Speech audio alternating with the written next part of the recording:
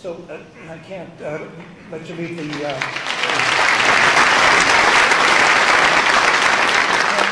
stage without asking about Keystone XL, and I'm going to start with the understanding that you can't answer the question directly because you formerly occupied the role of Secretary of State, which has been examining it.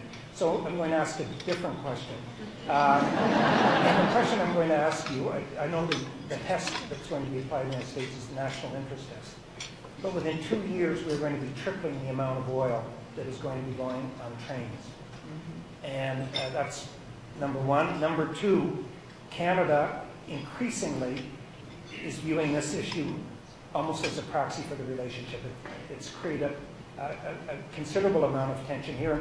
So my question is, would the national interest of the United States, that test, include oil by train as an alternative versus the pipelines, and also the relationship between Canada and the United States? Well, on the first question, yes. In fact, I believe that the State Department has added new information into the analysis about the dangers and already the accidents that have occurred that have cost a lot of lives here in Canada, but also caused problems south of the border because of the transportation on rail.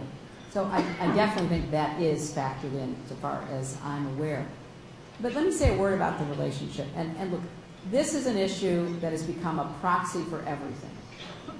You know, and it's truly deeply held opposing positions.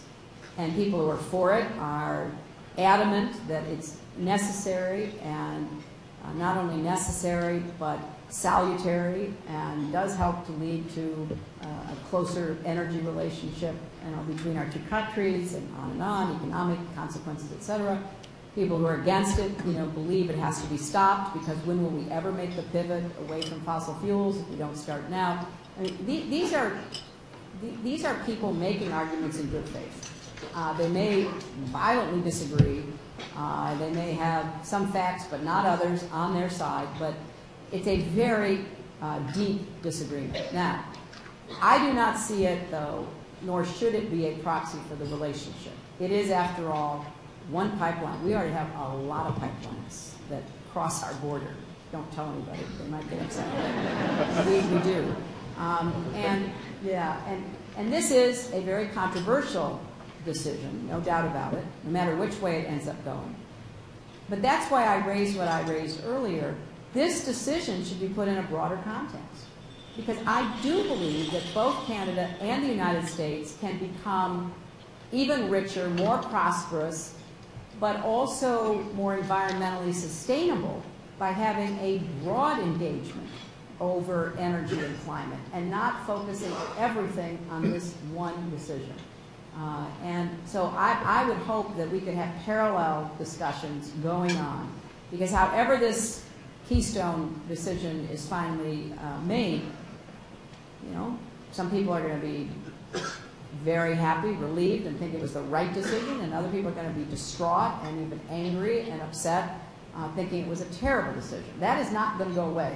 So I don't want to put our relationship on the backs of this decision, which I don't think is the way we should be looking at it. So I would strongly urge we try to come up with a broader, more comprehensive approach toward climate and energy, and do many more things while this decision eventually gets made and whatever the consequences of it.